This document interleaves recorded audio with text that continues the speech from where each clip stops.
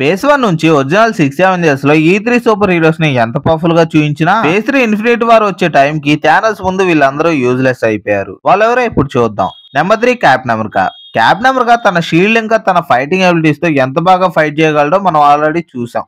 But ఇదంతా కూడా Thanos దగ్గరకు వచ్చేసరికి మారిపోయింది. అంటే థానోస్ దగ్గర 1 పంచ్ తో క్యాప్టెన్ అమెరికా యూజ్లెస్ అని తేలిపోయింది. Number 2 Hulk. హల్క్ ని MCU 2 ఫేసెస్ లో ఎంత పవర్ఫుల్ గా చూపించారు అనేది పక్కన పెడితే ఇన్ఫినిటీ వార్ లో థానోస్ తో ఫైట్ లో మాత్రం కనీసం కొంతసేపు కూడా నిలబడలేకపోతాడు. అంటే థానోస్ గురించి తెలిసిందే కదా, తను ఓవర్ పవర్ అయ్యి ఎదుటి వాళ్ళని బీట్ చేస్తాడు అని. అందువల్లే హల్క్ కూడా అప్పటి నుంచి బయటకు రావడానికి ఇష్టపడలేదు. Number 1 Thor. థోర్ గురించి స్పెసిఫిక్ గా చెప్పనవసరం లేదు, తను ఎంత పవర్ఫుల్ మనందరికీ బాగా తెలుసు. అలాంటి ఒక అవెంజర్ ని తన దగ్గర వెపన్ లేని క్రూషియల్ టైమ్ లో ఓడించగలిగాడే తప్ప థోర్ దగ్గర గనక వెపన్ ఉంటే కథ వేరేలా ఉండేది. ఇక్కడ ఐరన్ మ్యాన్ గురించి మెన్షన్ చేయలేదు, ఎందుకంటే టోనీ ఆ టైంలో థానోస్ తో ఒక యూనిక్ ఫైట్ చేశాడు. అంటే టోనీ ఇప్పటి వరకు థానోస్ లాంటి వాళ్ళతో ఫైట్ చేసిందే లేదు. అలాంటి క్రిటికల్ సిచ్యువేషన్ లో కూడా థానోస్ తో ఫైట్ చేసి థానోస్ ని నీల్ చేయించాడు. అంటే మిగతా అవెంజర్స్ తో పోల్చుకుంటే ఈ ఫేస్ లో ఐరన్ మ్యాన్ 1 స్టెప్ పైనే ఉన్నాడు అని చెప్పాలి. దీని గురించి మీరు అనుకుంటున్నారో కామెంట్ చేయండి.